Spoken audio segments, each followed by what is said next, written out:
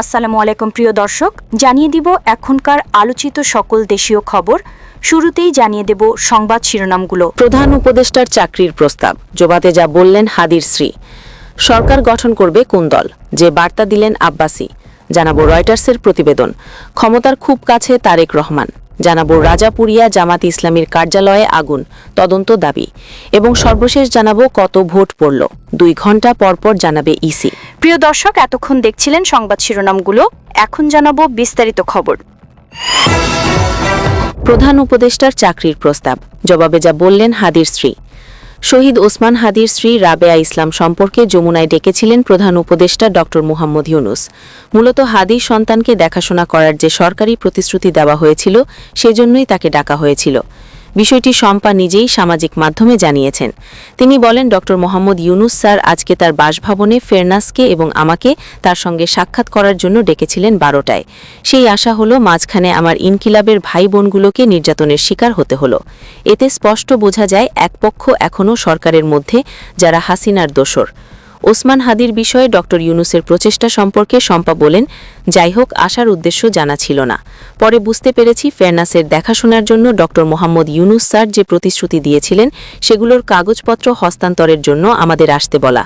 আমি তাকে স্পষ্ট করে বলেছি, আপনি কি আমার স্বামীর বিচারের ব্যাপারে সর্বোচ্চ চেষ্টা করবেন, না হলে আমার ফেরনাস কোনো কিছুই গ্রহণ করবে না। তিনি আমাকে আশ্বস্ত করেছেন যে তার হাতে যত কিছু আছে, ইনফ্যাক্ট জাতিসংঘের তত্ত্বাবধানে যেভাবেই হোক এর সর্বশেষ পর্যন্ত তিনি যাবেন, হাদিকে সঠিক বিচার পাইয়ে দিতে। প্রধান উপদেষ্টার সঙ্গে আলাপকালে চাকরির বিষয়ে হাদির স্ত্রী বলেন, আমার ভাই বোনগুলোর ওপরে যে হামলা করা হয়েছে তাতেও তিনি দুঃখ প্রকাশ করেছেন। আমার জীবন, চাকরি এগুলোর ব্যাপারে জিজ্ঞেস করাতে আমি বলে দিয়েছি যে আমি আমার নিজের যোগ্যতা দিয়ে জব নেব। আপনি ফেরনাসের জন্য যা করেছেন অনেক শুকরিয়া।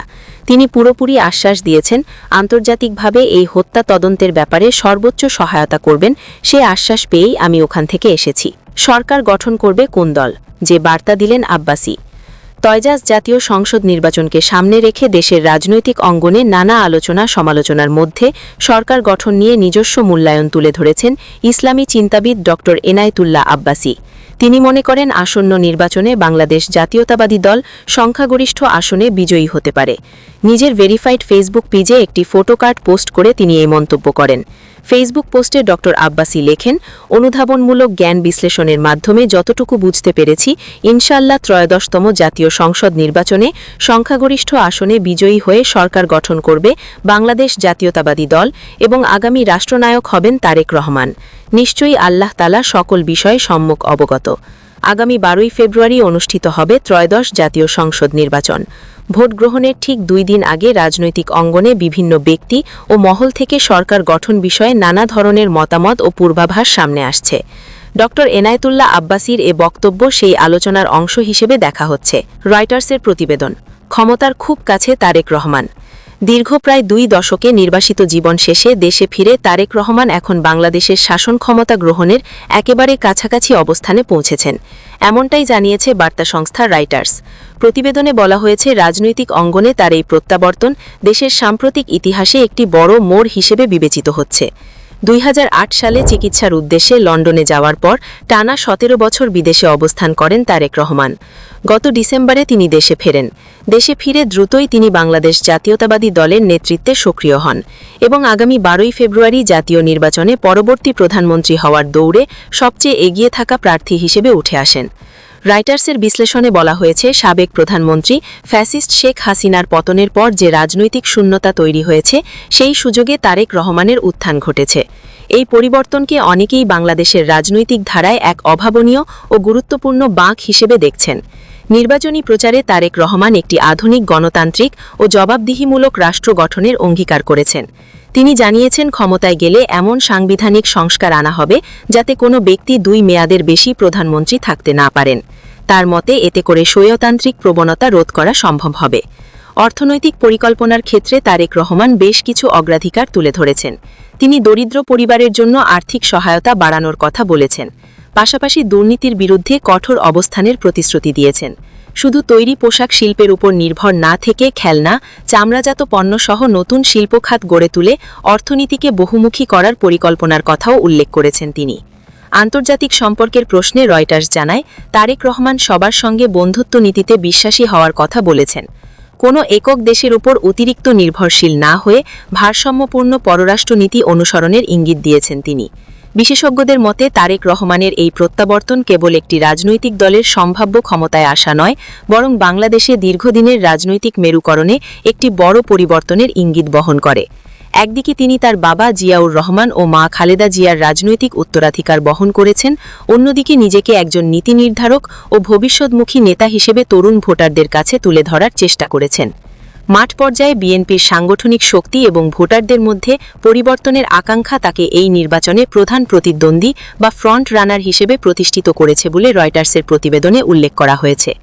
এখন দেখার বিষয় আগামী কয়েকদিনের মধ্যে তারেক রহমানের দীর্ঘ নির্বাসন থেকে ক্ষমতার পথে যাত্রা চূড়ান্ত পরিণতি পায় কিনা। রাজাপুরে জামাতে ইসলামীর কার্যালয়ে আগুন, তদন্ত দাবি। ঝালকাঠি রাজাপুর উপজেলায় সাতুরিয়া ইউনিয়নের ৭ নম্বর ওয়ার্ডের আমতলা বাজারে অবস্থিত জামাতে ইসলামীর স্থানীয় কার্যালয়ে ভোররাতে আগুন লাগার অভিযোগ উঠেছে। খবর পেয়ে আইন শৃঙ্খলা বাহিনীর সদস্যরা ঘটনাস্থল পরিদর্শন করেছেন। ঘটনার পর সকালে উপজেলা জামাতের কার্যালয়ে জরুরি সংবাদ সম্মেলন করেন উপজেলা জামাতের আমির কবির হোসেন এবং ঝালকাঠি ১ আসনে জামাত ইসলামীর মনোনীত প্রার্থী ড ফয়জুল হক। তারা সংবাদ সম্মেলনে অভিযোগ করেন, নির্বাচনী হিংসার জেরে প্রতিপক্ষরা পরিকল্পিতভাবে এই অগ্নিকাণ্ড ঘটাতে পারে। এছাড়া তারা ঘটনার সুষ্ঠু ও নিরপেক্ষ তদন্তের দাবি জানান। রাজাপুর থানার ভারপ্রাপ্ত অফিসার নজরুল ইসলাম বলেন, প্রাথমিকভাবে ফায়ার সার্ভিস ও পল্লী বিদ্যুৎ কর্তৃপক্ষের ধারণা বিদ্যুতের শর্ট সার্কিট থেকেই আগুনের সূত্রপাত হতে পারে। তবে বিষয়টি এখনও নিশ্চিত নয় এবং অন্য কোনো কারণ আছে কিনা তা খতিয়ে দেখা হচ্ছে। আইন শৃঙ্খলা বাহিনী এবং সংশ্লিষ্ট কর্তৃপক্ষ পরিস্থিতি নজরদারি করছে এবং তদন্তের মাধ্যমে প্রকৃত কারণ উদ্ঘাটনের চেষ্টা চলছে। কত ভোট পড়ল 2 ঘণ্টা পরপর জানাবে ইসি। নির্বাচনের আর বাকি 2 দিন। 12 ফেব্রুয়ারি ত্রয়োদশ জাতীয় নির্বাচন অনুষ্ঠিত হবে। এর ঠিক আগে নির্বাচন কমিশন জানিয়েছে, ভোট গ্রহণ চলাকালীন নির্বাচনী পরিবেশ, আইন শৃঙ্খলা পরিস্থিতি পর্যবেক্ষণের পাশাপাশি 2 ঘণ্টা পরপর ভোট প্রদানের হার সংগ্রহ করা হবে। এ তথ্য রিটার্নিং কর্মকর্তাদের কাছ থেকে ইসি সচিবালয়ে পাঠানো হবে বলে জানানো হয়। ইসি সচিবালয়ের জ্যেষ্ঠ সহকারী সচিব মোহাম্মদ শহীদুর ইসলাম স্বাক্ষরিত এক পরিপত্রে বিষয়টি জানা যায়। সেখানে বলা হয়, ভোট গ্রহণের দিন সকাল 10:30 থেকে শুরু হবে এই প্রক্রিয়া। এটি জারি থাকবে বেসরকারি ফলাফল পাওয়া পর্যন্ত। ভোট শেষ হওয়ার পর প্রিজাইডিং কর্মকর্তাদের কাছ থেকে প্রাপ্ত ভোট গণনার বিবরণী অনুযায়ী প্রাথমিক বেসরকারি ফলাফল সংগ্রহ ও পরিবেশ কেন্দ্র থেকে প্রকাশ করা হবে। আইন শৃঙ্খলে পরিস্থিতি প্রতিবেদন ও প্রাথমিক বেসরকারি ফলাফল সংগ্রহের দায়িত্বে নিয়োজিত কর্মকর্তাদের নাম, পদবি, মুঠোফোন নাম্বার এবং দায়িত্বপ্রাপ্ত এলাকার তথ্য ও নির্ধারিত ইন্টারনাল অ্যাকাউন্ট বা টেলিফোন নাম্বার আলাদাভাবে জানানো হবে। ভোট গ্রহণ শুরু করার আগে রিটার্নিং কর্মকর্তাদের নির্ধারণ করে দিতে হবে কারা ফলাফল পাঠাবেন এবং কারা ভোট কেন্দ্রের পরিস্থিতি ও আইন শৃঙ্খলা বিষয়ে প্রতিবেদন পাঠাবেন। এছাড়াও দায়িত্বপ্রাপ্ত কর্মকর্তাদের ইন্টারনাল অ্যাকাউন্ট, মুঠোফোন, ইন্টারনেট সংযোগ সচল আছে কিনা অথবা ইন্টারনাল সাইট অথবা ইন্টারনেট বা ইন্টারনেটওয়ার্ক বা ইন্টারনাল অ্যাকাউন্ট ও ইমেল ঠিকভাবে কাজ করছে কিনা তা আগেভাগেই যাচাই করার নির্দেশনা দেওয়া হয়েছে।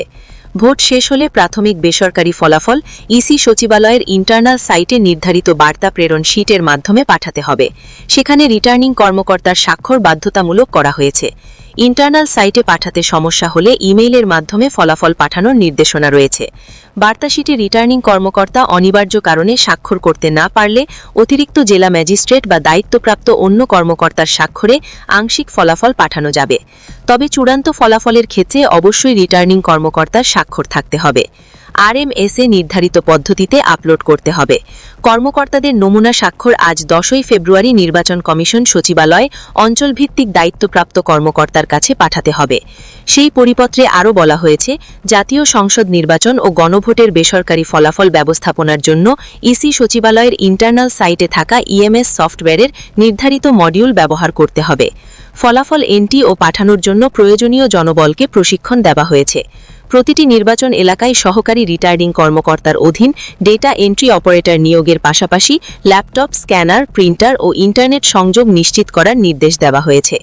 জেলা উপজেলা থানা নির্বাচন অফিসে সরবরাহীকৃত গ্রামীণ ও টেলিটকের সিম সংবলিত মডেম ব্যবহার করবেন। এর বাইরে ফলাফল সংগ্রহ ও ঘোষণা কেন্দ্রে লোকাল ইন্টারনেট সার্ভিস প্রোভাইডারের মাধ্যমে ইন্টারনেট ব্যবস্থা নিশ্চিত করতে হবে। প্রত্যেক সহকারী রিটার্নিং কর্মকর্তা তার জন্য নির্ধারিত কেন্দ্রের ফলাফল এন্ট্রি করার 2 জন ডেটা এন্ট্রি অপারেটর নিয়োগ করবেন, যাদের কাজের জন্য ল্যাপটপ, স্ক্যানার ও প্রিন্টার ও নেটওয়ার্ক নিশ্চিত করতে হবে। একই সঙ্গে রিটার্নিং কর্মকর্তাদের কার্যালয়ে প্রয়োজনীয় সংখ্যক ডেটা এন্ট্রি অপারেটর নিয়োগ করে ল্যাপটপ, স্ক্যানার ও প্রিন্টারের ব্যবস্থা রাখতে হবে। ডেটা এন্ট্রি অপারেটর ভোট কেন্দ্রের ফলাফল এন্ট্রি করার সময় একই ভোট কেন্দ্রের জাতীয় সংসদ নির্বাচন ও গণভোটের ফলাফল একই সঙ্গে এন্ট্রি নিশ্চিত করতে হবে। প্রিয় দর্শক, এই ছিল এখনকার গুরুত্বপূর্ণ নিউজ। আরও গুরুত্বপূর্ণ নিউজ নিয়ে ফিরছি কিছুক্ষণের মধ্যে। নিউজগুলো সবার আগে দেখার জন্য এই চ্যানেলটি সাবস্ক্রাইব করে আমাদের সাথে থাকুন। ধন্যবাদ।